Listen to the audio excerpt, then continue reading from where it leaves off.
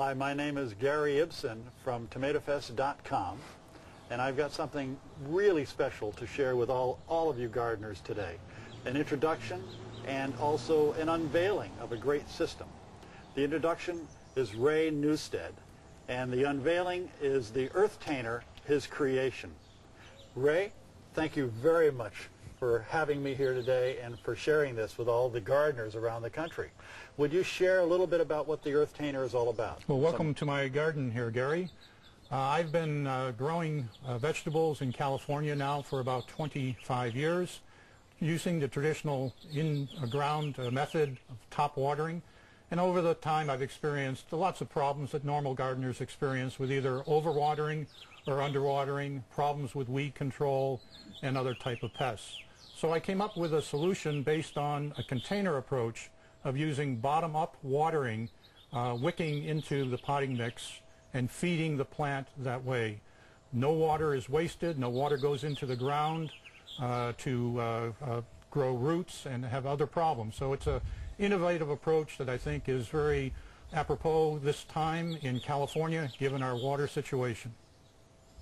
I'd like to point out, too, that the earthTainer immediately touched me as a resolve to some of the problems I hear my readers contacting me about, not being able to grow in a patio on a 15th floor of a building in the city, or having gopher problems.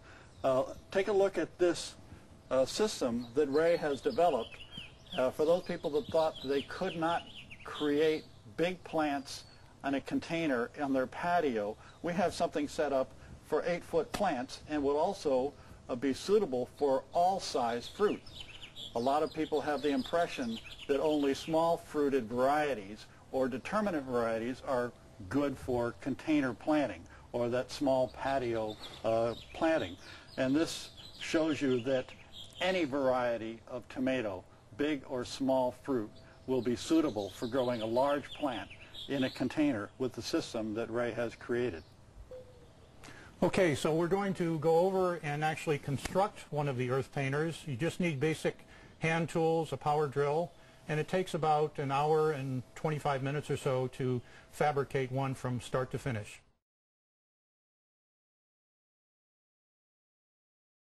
And now Ray is going to show us all how to construct your own earthTainer. Ray will give us the details. I guarantee it's going to change your life for patio gardening from a container system. Ray, would you please give us some examples here of what you've got in mind for us? Okay, happy to, Gary. We talked a bit about the traditional top-down watering approach where water goes onto the plant but also goes out onto weeds and spill-off. What I wanted to show you here is the principle of bottom-up watering that is employed with the earthTainer design. And if you take a simple sponge, put it in water, the water will wick up by capillary action into the sponge. It is the same principle that we're using here in the earthTainer of having a water reservoir in the bottom with water wicking up through the potting mix to the root system of the plant. This way the plant takes just as much water as it wants, no more, no less. So now we'll go into the construction techniques for the earthTainer. You can see we're outside here today working on the deck. I wanted to do this to show that we don't need very expensive power tools, table saws, bench grinders, or anything of that nature.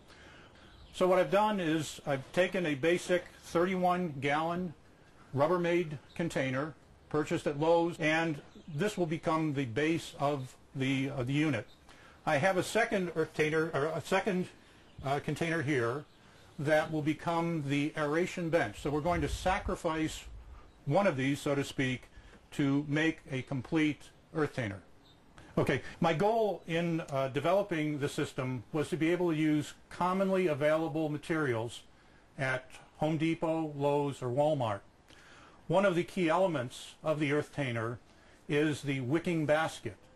And for this I used what is called a pond basket that I found at Home Depot in the water department.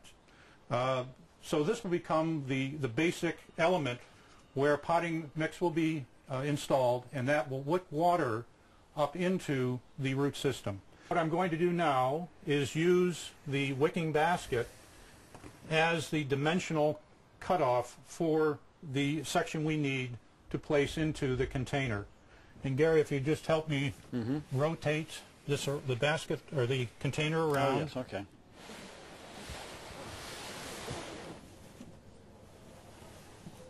Finished marking our cut. We will use a saber saw in our case to make the cut. You could use good quality kitchen shears if you don't have access to a power saber saw. Now that we have marked the dimension for the aeration bench using the wicking basket as our template, I'm going to cut out this portion of the container to make that aeration bench. So first I'll use a 3/8 inch battery drill to drill a pilot hole. And then I'll begin cutting with the saber saw. Now again, whenever you're using power tools of this type, make sure you always wear glasses or safety goggles, because pieces of the container can fly randomly around and you don't want to get them in your eyes.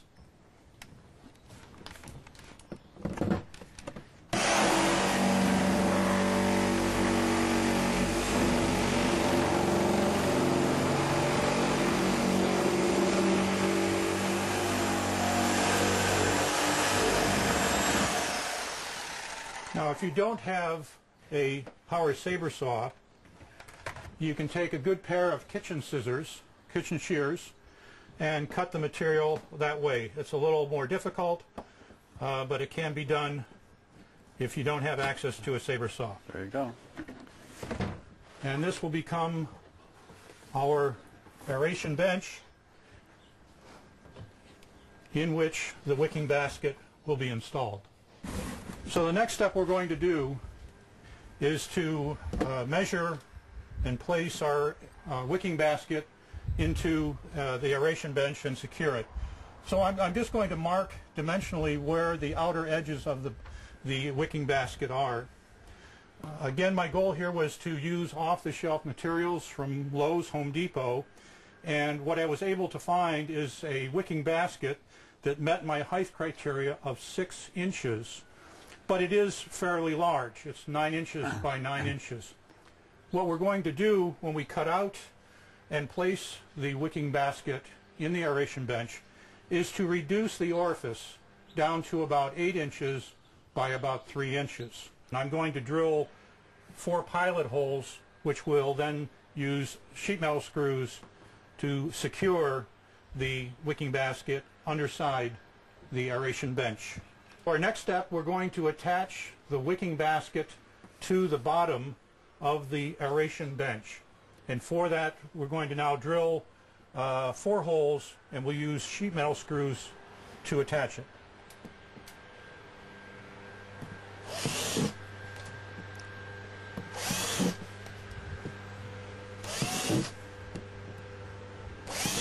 And notice you're just inside the lines that you've drawn here. That's right. Yeah. You can see we have a fairly narrow lip here, and we've got to be pretty accurate in terms of The holes here. drilling the hole and securing the bench. So that is why I drew these 2 lines, which was the outer edge of the wicking basket. So the next step I want to do is actually cut out the orifice. So the orifice size will be approximately 3 inches wide by 8 inches in this dimension here. It's nice to get it fairly centered if you can. I just mark a 3-inch section there and just kind of eyeball it, come down here, 3 inches, and this will then be my cutout. You can try to use a saber saw and just rough cut in, but it's much easier if you just drill the 4 holes in each of the corners.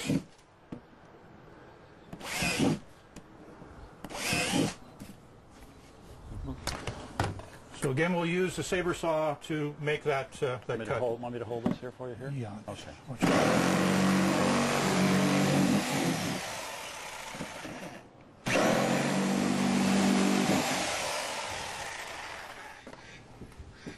Okay, so now we've got our cutout where the moisture is going to wick up through to the root of the plants. So now we'll place the wicking basket under their aeration bench, And here you can line up the lip of the basket to where I drilled the 4 holes. What we're going to use are self-tapping screws, number 8s by 1/2 inch. And we need to change the drill bit to a Phillips head.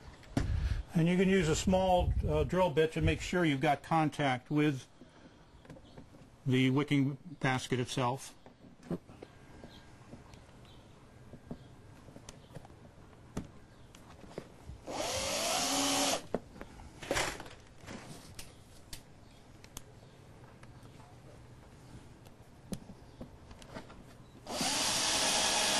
So we've got our 4 screws secured and the wicking basket is in place. Okay, we now have the wicking basket mounted firmly in the aeration bench.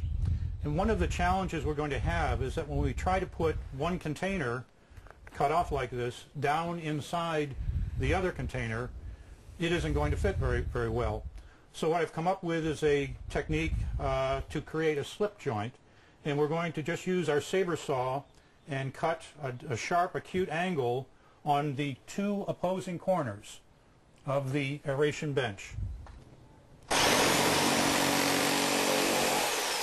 We'll cut it down about 3 inches into the aeration bench.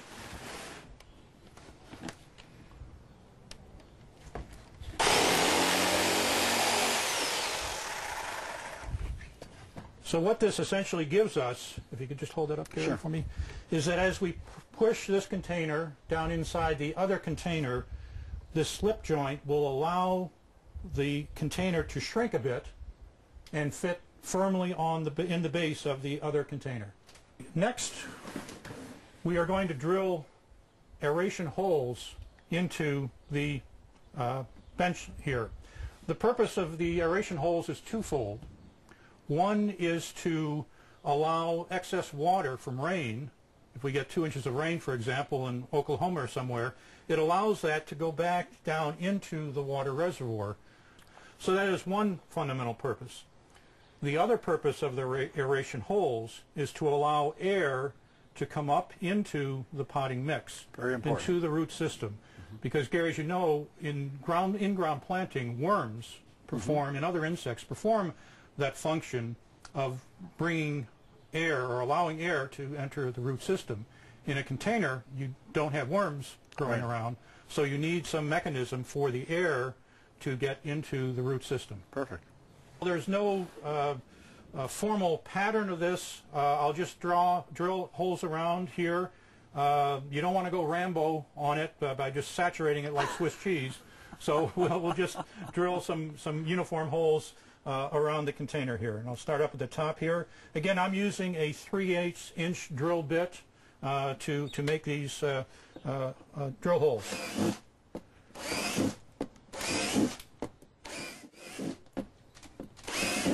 And by spacing it as much as you're doing, you're not messing with the integrity of the strength of it either. That's the key element, Gary, is if you go crazy and drill a large number of holes, it can weaken the integrity of the aeration bench. And remember, the tomato cage system and the potting mix is all sitting on top of this bench.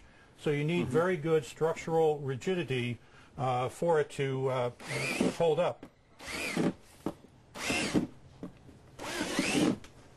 And I'll start right here. And again, we don't want to drill into this area here underneath the wicking basket. We want to put our aeration holes in this outer area.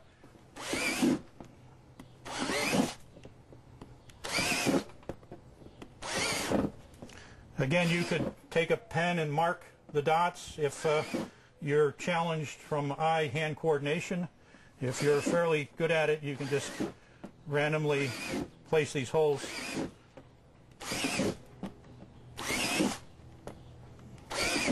I'm going to put you to work here in a minute, Gary. Sounds good.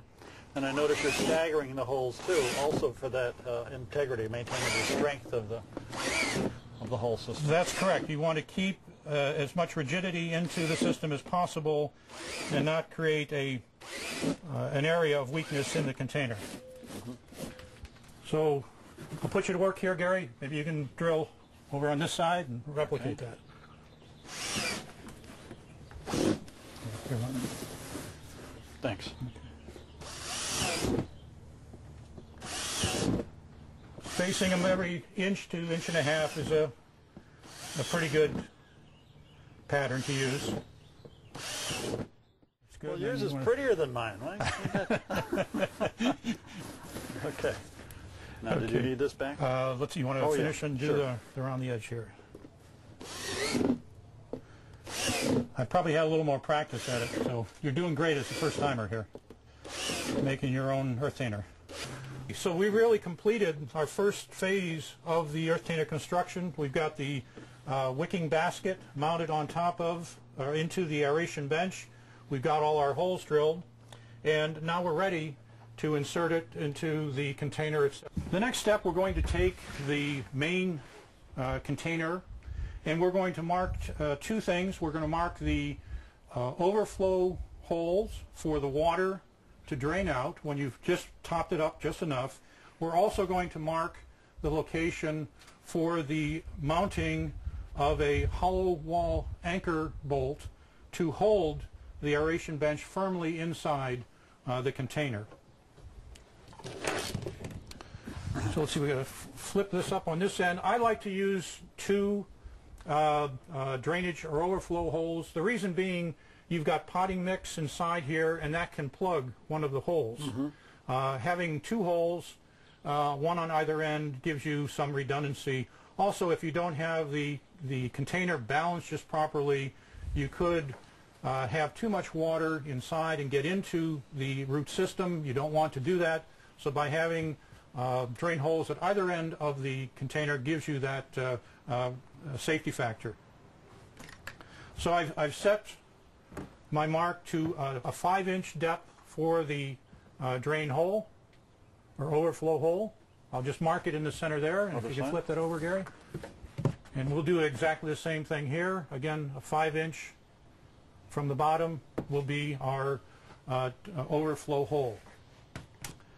Now we'll set it on the side, and here we'll set our mark to 5.5 inches for the hole for the mounting bolt. Again, you want this hole a little higher than the drain hole because you don't want this bolt to be in the water, down here in the water reservoir. So by keeping it up there, it keeps it in air rather than in water. We'll do the same thing over here on this side, again in approximately the center of the container. So we'll drill those holes later on when we assemble the container and the aeration bench together.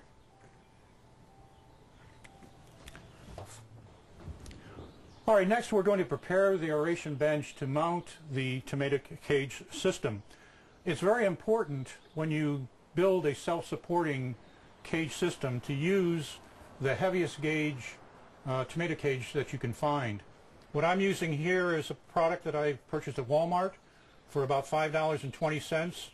It's an 54-inch high by 18-inch diameter cage.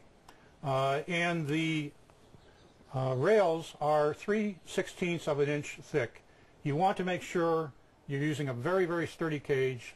I've seen cages that are much thinner, and in the middle of the season, the weight of the tomatoes will just collapse the cage. So spend a little extra money and get the heaviest duty cage that you can find. And as I said, this product I found at Walmart. So next we're going to drill the mounting holes. And what we'll want to do in the aeration bench, since the weight of the tomato cage and the tomato plants themselves will be pressing down on the aeration bench, we want to find the hard points, the most rigid places in the container in which to have the tomato cage rest. So again, we don't have to measure, we can just kind of eyeball and feel, just use your thumb and press to find where a good point to drill is at. Here again, we'll find a hard point in this area here. Another one here. Let me get it aside.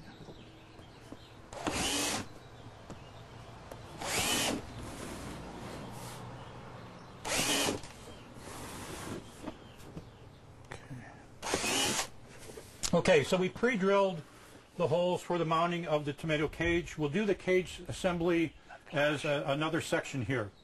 The final step on the aeration bench is to drill a hole to accommodate our filler tube. This is 1.5 inch Schedule 40 PVC water-safe pipe that I cut to a length of 19 inches.